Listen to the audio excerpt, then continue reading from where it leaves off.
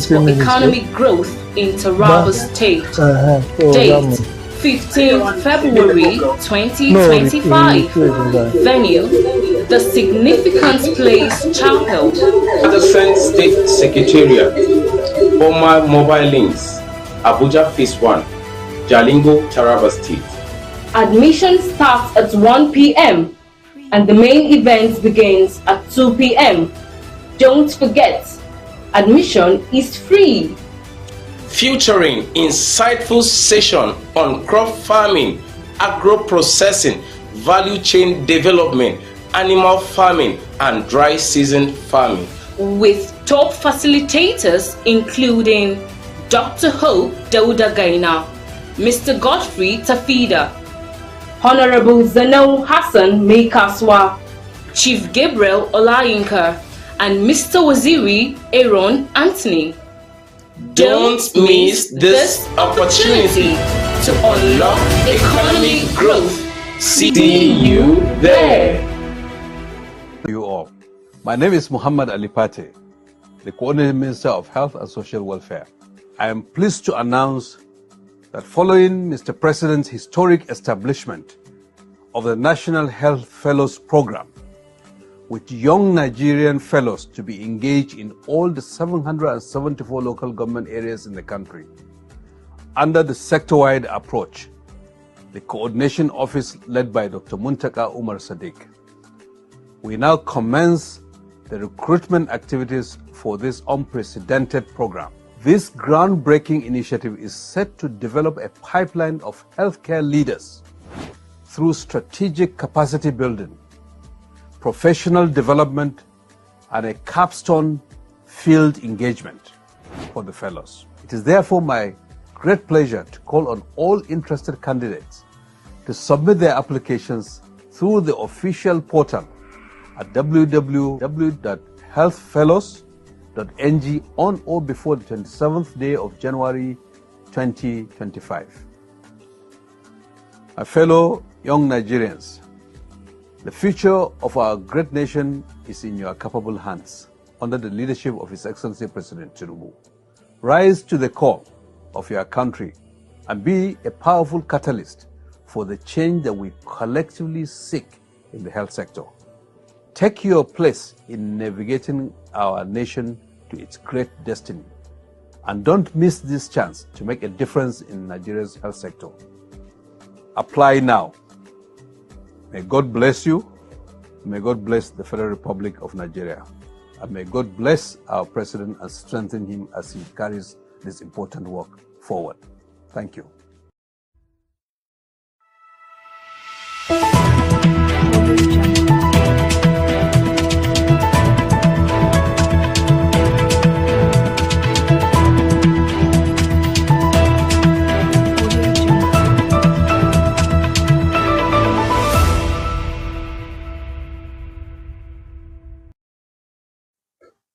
Welcome to the broadcast of News Hour on SUMTV, the pulse of the nation. My name is Esther Oka Steven. On the news this morning, tragedy strikes Enugu. Petrol tanker explosion claims 18 lives.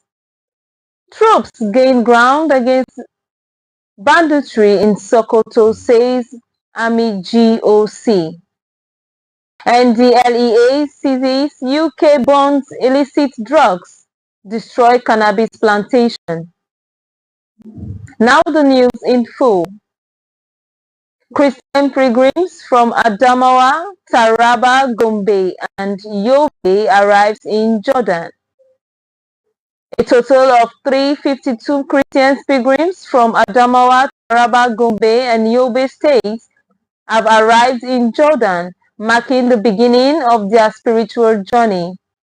The pilgrims who departed from Yola's Modibo Adama Airport on Friday, January 2024, arrived at Queen Elia International Airport in Amman, Jordan on Saturday. The Adamawa contingent, comprising 180 pilgrims, was joined by pilgrims from Taraba, Gombe, and Yobe states. Representatives of Governor Abu Kefas and Amadou Fintiri of Taraba and Adamawa State respectively bid the pilgrims farewells to their contingents from their states, praying for their safe trip and urging them to respect the law of Jordan and Israel. During their stay, the pilgrims will visit Christian holy sites in Jordan and Israel before returning to Nigeria on 3rd February 2025. This development highlights the ongoing efforts to promote religious tourism and spiritual growth in the region. In other news, Taraba State has been reported to be among the hardest hit states by the recent surge in Lassa fever cases. The state government has been urged to take proactive measures to address the situation. Tragedy strikes Enugu as petroleum tanker explosion claims 18 lives. A devastating petroleum tanker explosion occurred yesterday in Enugu, killing at least 18 people, including 3 children, and injuring 13 others. The accident happened at the Ugu-Oyeme section of the Enugu-Onitsha Expressway around 11:30 a.m. According to spokesperson Olusegun Ogunbamide for the Federal Road Safety Corps, the explosion was caused by brake failure, including 17 vehicles, a petrol tanker, a water tanker, 15 cars, and a tricycle. 11 vehicles were burnt into ash, while emergency responders rescued 10 victims with varied degrees of injuries. 3 escaped, but the remaining 18 victims were burnt beyond recognition. Enugu State Governor Dr. Peter Mba visited the accident scene, expressing sadness and ensuring that the victims receive full medical attention. The government has also taken steps to prevent similar accidents, including enforcing road rules and fixing the damaged section of the federal roads. This tragic incident marks the 3rd petrol tanker explosion in Nigeria this year, following similar accidents in Niger State and Delta State, which claimed numerous lives and caused widespread destruction. Troops gain ground against banditry in Sokoto, says Army GOC. A significant boost to national security, the Nigerian Army has announced that its troops are steadily gaining the upper hand against bandits in Sokoto State. Major General Ibikunle Ajose, General Officer commanding 8th Division Nigerian Army Sokoto, made this declaration, citing the elimination of several bandit leaders and their supporters as a testament to the military's progress. The GOC attributed the recent successes to the strategic development of the Chief of Army Staff (COAS) Special Intervention Battalion (VII) in Gudu, complemented by new Nigerian Air Force (NAF), air assets, and other combat enablers. These reinforcements have served as force multipliers in operations across Sokoto State, bolstering the military's capacity to combat banditry and terrorism. General Ajose reaffirmed the military's commitment to national security, ensuring that despite prevailing challenges, efforts to safeguard the country would not waver. We have resolved to remove all obstacles to peace across our areas of responsibility for a more secure, peaceful, and better nation, he stated. The GOC made this remark during the 2024 annual West African Social Activities (WASA) event held at the 26th Battalion Parade Ground in Sokoto. The event aimed at strengthening bonds between military personnel and the civil populace through social interactions, and cultural activities. Governor Hamid Aliyu Sokoto, represented by Special Advisor Colonel Ahmed Usman retired, praised the Nigerian Army's role in maintaining national unity and security. He noted that the state government will continue to collaborate with the military and other security agencies to strengthen their capacity through logistic support. The Wasa event featured various social activities including cultural dances, a tug-of-war competition, and comedy performances. Awards were also presented to outstanding personnel who distinguished themselves in various capacities.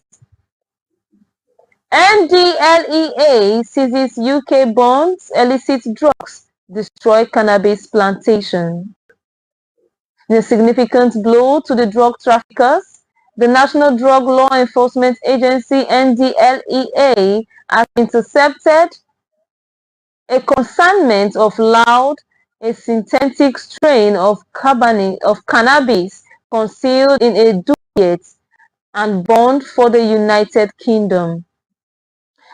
The seizure occurred at the Murtala Muhammed International Airport (MMIA) in Lagos. Two suspects, Adekunle Sunday and Augustine Balogun, were arrested in connection with the seized consignment, which weighed 3.50 kilograms. Augustine Balogun, the main agent, admitted to receiving 700,000 naira to transport the consignment to the UK. In addition to the airport seizures, NDLEA operatives also raided a hideout in Ikorodu, Lagos, recovering 7 liters of scotches, a new psychoactive substance. Other seized items include cartridges and an iron-headed axe. Further operations in Lagos resulted in a seizure of 47 kilograms of skunk and 25.46 kilograms of nitrous oxide, also known as laughing gas. Similar operations were conducted in Ekiti, Kwara, and Kano states, yielding significant seizures of illicit substances. In Kano State, NDLEA operatives destroyed a cannabis plant in the Jenfan Kasa area of Dawakin Kudu local government, arresting a suspect linked to the farm.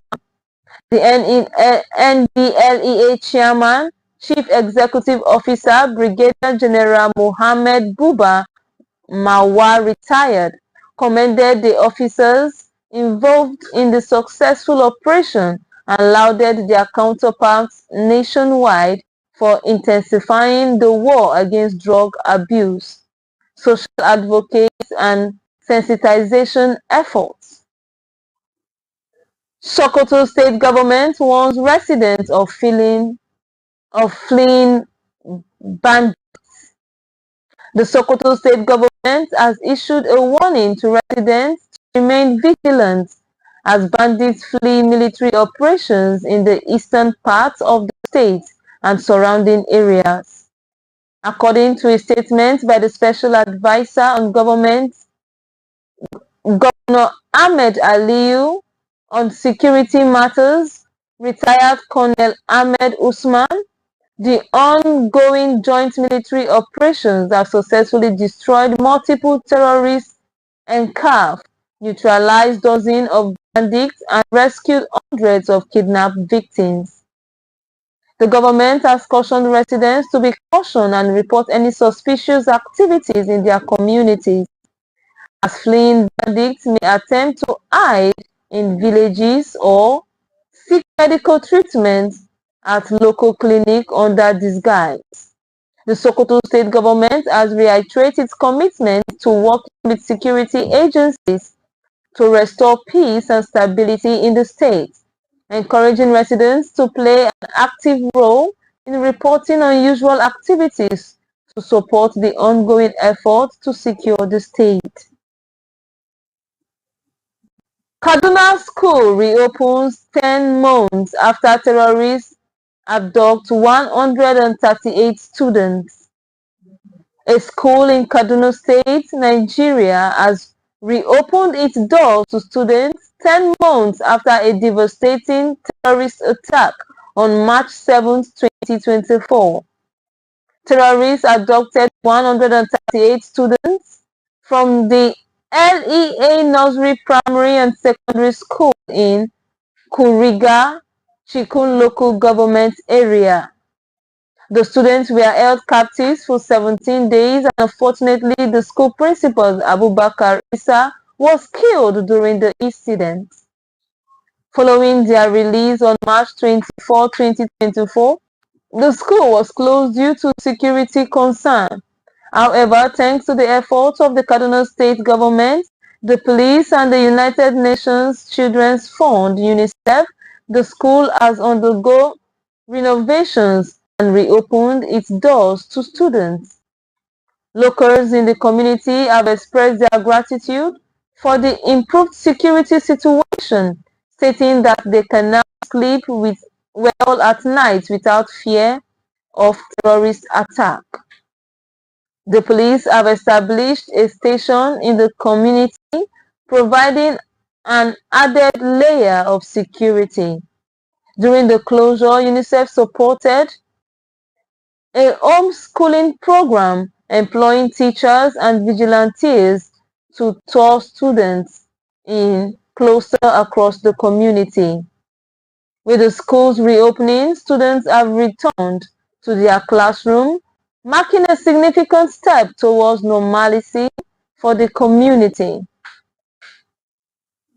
Kebbi State government announces plan to recruit 500 health workers. In a bid to strengthen the health sectors, the Kebbi State government has unveiled plans to recruit 500 additional health workers and absorb 390 staff members of the Global Alliance for Vaccine and Immunization (GAVI) into the state workforce this year. Governor Nasir Idris made the announcement during the handing over ceremony of the NGF GAVI UNICEF project in Birnin Kebbi on Saturday. The governor emphasized the need to enhance the state healthcare delivery, citing significant investments in the health sector, including the upgrade of 6 general hospitals and the provision of modern ambulances. The governor acknowledged the support of partners, which has significantly improved healthcare delivery in the state over the past 3 years. UNICEF's country representative in Nigeria, Christian Mundaut, Healthcare Service highlighted notable progress in immunizations, coverage and reduction in maternal mortality. NAPTIP reunites 9 trafficked Kebbi children with families. In a heartwarming reunion, the National Agency of the Prohibition of Trafficking in Persons (NAPTIP) has reunited 9 trafficked children from Kebbi State with their families. The children were among 19 rescued from their abductors in Calabar and other parts of the Niger Delta region. The reunion took place at the government house in Kebbi, where the head of NAPTIP in the state, Misbahu Kaura, handed over the children to their parents. Kaura revealed that the children were trafficked under the disguise of being sent to school in Gusau, Zamfara, but were instead sold into slavery in Calabar and between 280,000 naira and above. Governor Nasir Idris commended NAPTIP for their effort and vowed to prosecute anyone involved in child trafficking to the fullest extent of the law. He also directed the security to the state government to include NAPTIP among the beneficiaries of the monthly allowances provided to security agencies for operational functions. The reunion marks a significant victory in the fight against human trafficking in Nigeria. Kwara State Governor orders probes into Shonga flooding. Kwara State Governor Abdurrahman Abdulrazak has ordered an investigation into the recent flooding and devastated several rice farmland in Shonga, Edo local government area of the state. The flooding rendered scores of residents homeless and displaced, affecting no fewer than 4 villages. A committee led by the Deputy Chief of Staff to the Governor, Prince Bukola Babalola, has been set up to investigate the cause of flooding and provide recommendations to prevent future occurrences. The committee includes Commissioner of Agriculture, Water Resources, and Environment, as well as other top government officials. According to the statement by the Chief Press Secretary to the Governor, Rafiu Ajekaye, the committee will visit the affected areas on a fact-finding mission and deliver the government's condolence messages to the victims and the Emir of Shonga, Dr. Ali Riyaya Danaso. The state government has also urged residents to take flood alert seriously and follow precautionary measures to minimize the impact of flooding. Another report from Kwara State Governor orders probes into Shonga flooding.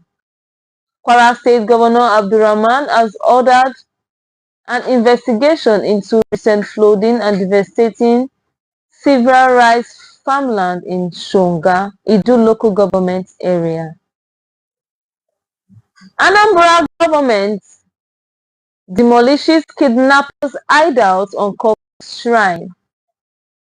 The Anambra State government has demolished a hotel in Oba, Idemili South local government area, which served as a hideout for kidnappers. The Hotel Udoka Golden Point Hotel and Suites, also known as Le Cruz Hotel, was discovered to have over 30 well-petitioned graves on its last floor, along with a shrine. According to the Anambra State New Media, the hotel was demolished as part of the government's effort to curb criminal activities in the state. The government security outfit Operation Udo Gachi, also known as Agune Chamber, carried out the demolition on Saturday.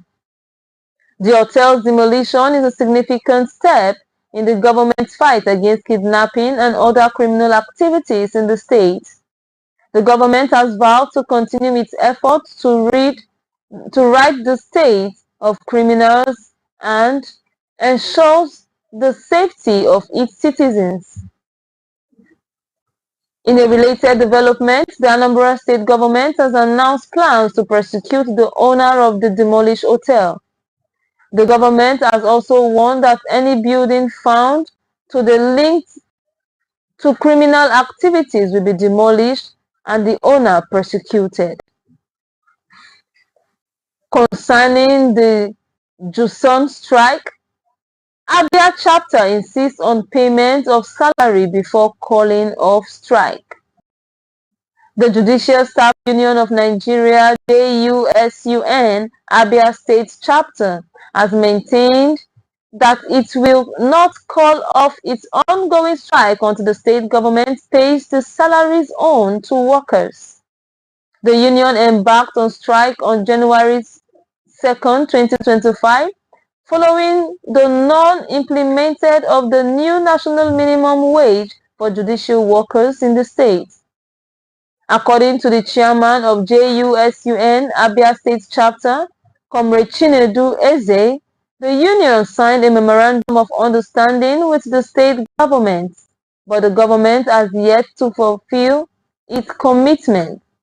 Eze stated that the MOU was premised on the government's agreement to pay the salaries owed to workers, but the union is still waiting for the government to fulfill its commitment. We signed a memorandum of understanding with the state government, but there are certain aspects of the agreement that we are still expecting the state government to fulfill, as he said. The true position is that we have signed an MOU, but it is promised on the ground that the government will make some commitments. They will credit our account with the money that will enable us to pay our salaries. Eze emphasized that the union will not call off the strike until the government fulfills its commitment, adding that the union is waiting for the government to credit their account with the necessary funds. We are waiting for the government. The reason is that we don't want a situation where we will suspend the strike and the money will not be paid. Then we will now start another strike, as they said. But since they have given us their words, the ball is in their court. We can't say anything until the time they give us expires. Nigeria's former governor Dixon attributes bad governance to corruption. Senator Harry Siraka Dixon, former governor of Bayelsa State, has emphasized the need to deliberate government policies to derive economic development in Nigeria. Dixon, who represented Bayelsa West, made this call while presenting a paper at the 11th Conventional Lecture for courses 29 to 30 graduates of the Nigerian College of Accountancy in Kwara, Plateau State. They identify lack of accountability and corruption as major factors contributing to Nigeria's governance challenges. Dixon stressed that these issues have led to social vices, inefficiency, and systematic corruption that has permeated the Nigerian state.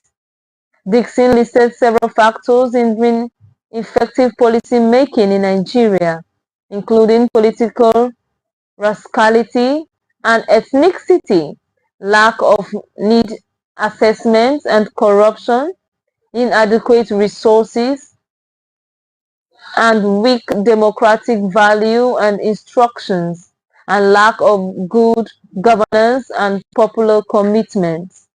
He emphasized that these challenges must be addressed to ensure effective governance and economic development in Nigeria. Dixon's presentations offered key recommendations on policy priorities to build upon Nigeria's macro-critical reforms and job creation. In a related development, the Nigerian College of Accountancy certified 5,600 students as accountants, and its 11th combined convocation, 12 students received distinctions award for their outstanding performance. The Director General of the college, Dr. Friday Effiong Akpan, noted that the graduating accountants had duly completed their training program for the 2022/2023 and 2023/2024 sessions and officially graduated in August 2023. World Bank and the Yobe government disbursed $2.5 million to boost agriculture. In a bid to drive economic growth and improve livelihoods, the Yobe state government, in collaboration with the World Bank Finance Project, Agro-Climatic Resilience in Semi-Arid Landscape, ACRISAL, has disbursed $20.525 million as a revulsion fund to 101 communities in the state. Governor Maimala Buni, while presenting checks to the beneficiaries, emphasized that the funds aim to promote sustainable development among communities and farmer groups. He noted that 4,825 out of the total of 7,340 slots have been allocated to youth to ensure their maximum engagement and benefits from the program. The Accreditation National Coordinator, Mr. Abdul Umar, commended the Yobe government for providing an enabling environment for the project to thrive in the state. He highlighted the project's success factor, including the staff strength, dedication, and team spirit. The revolving fund is an investment loan aimed at revitalizing agricultural practices in Yobe, one of the 8 pilot states selected by the World Bank for the Community Revolving Fund scheme. Terrorist kills Army commander, soldiers in Borno State. Terrorists affiliated with Boko Haram have reportedly killed an army commander, 2 other military officers, and several soldiers in an attack on the military base in Malam Faturi, Abadan local government area in Borno State. The incident occurred on Friday, January 24, 2025. According to unconfirmed sources, the terrorists attacked the 149 Battalion with multiple gun struck, razing many buildings and military operational vehicles. The sources add that many soldiers were seriously injured, and a yet to be ascertained number of personnel were still missing. The commanding officer of the battalion, 2 senior officers, including the base medical director, were among the feared dead. This attack comes after a recent brutal assault on the military's forward operating base in Dambo local government area, resulting to an unspecified numbers of casualties. We're going for a commercial break now. When we come back, News Hour continues. Please don't go away.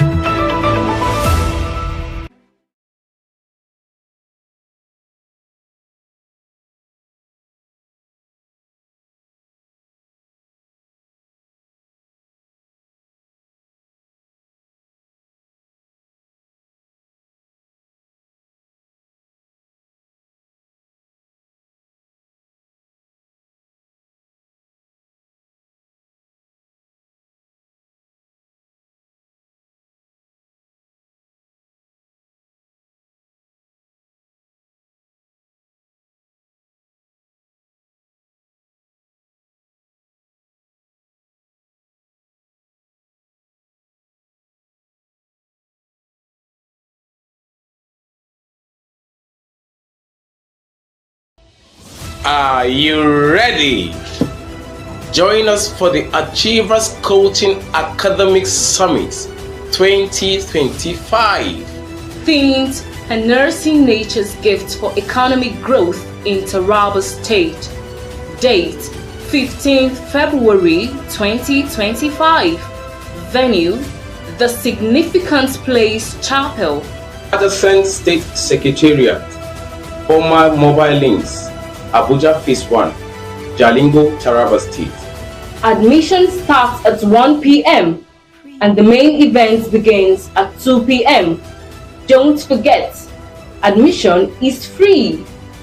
Featuring insightful session on crop farming, agro processing, value chain development, animal farming and dry season farming, with top facilitators including Dr. Hope Dauda Gaina, Mr. Godfrey Tafida, Honorable Zano Hassan Meikaswa, Chief Gabriel Olayinka, and Mr. Waziri Aaron Anthony.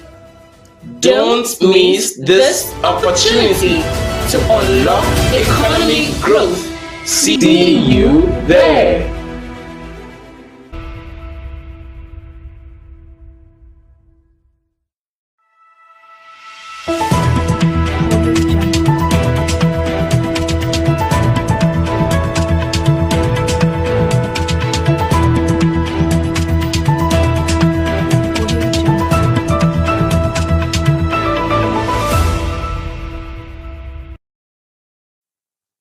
Welcome back. Plateau Diaspora Group mourns ex-FCT Minister Jeremiah Usini.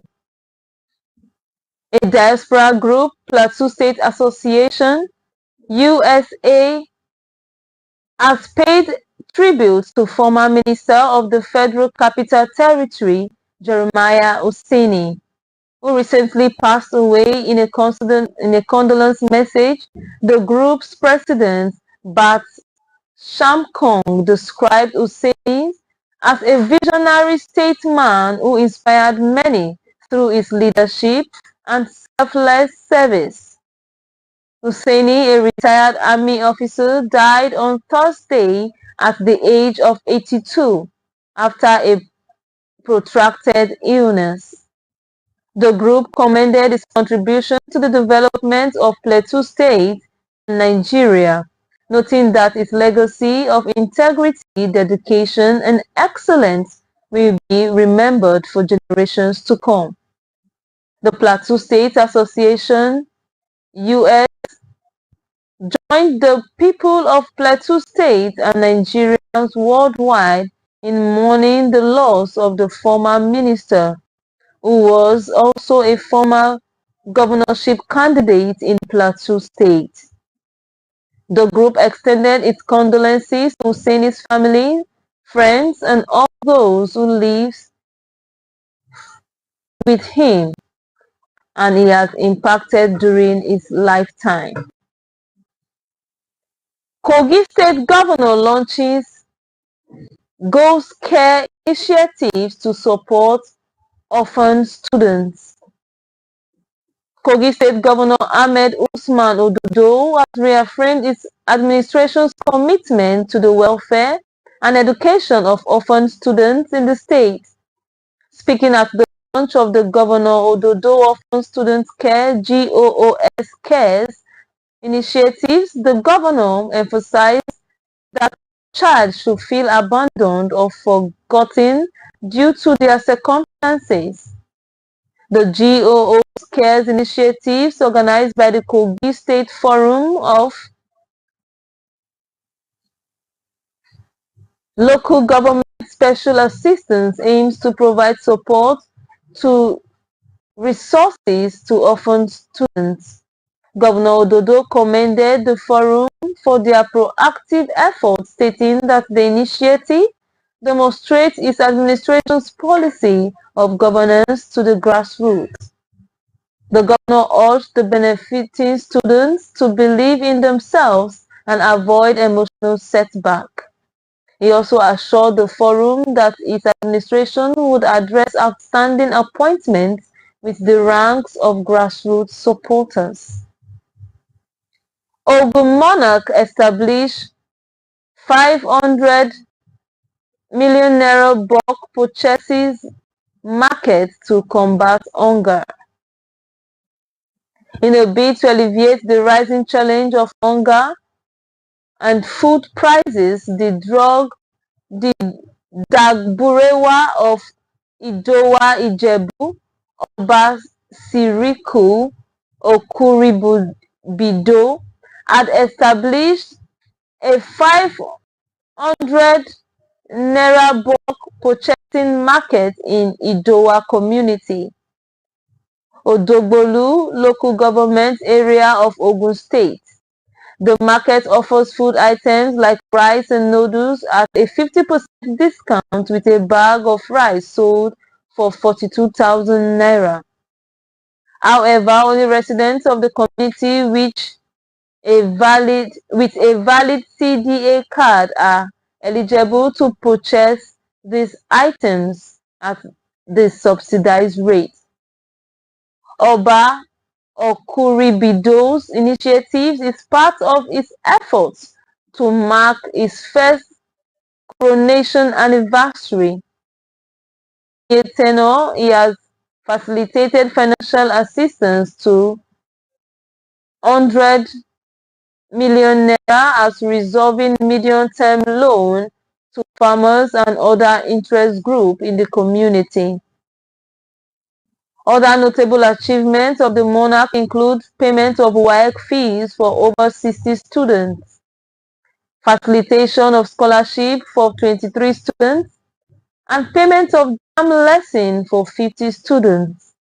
The monarch has also called for the reorganization of Community Development Association, saying that they are a vital platform to support and fight crime. Since his ascension to the throne, the number of CDAs in the community has increased from 3 to over 60, blustering the community's security challenges. News desk for now. Before we go, here is a recap of the major headlines. Tragedy strikes Enugu as petrol tanker explosion claims 18 lives. Troops gain ground against banditry in Sokoto, says Army GOC. Nigeria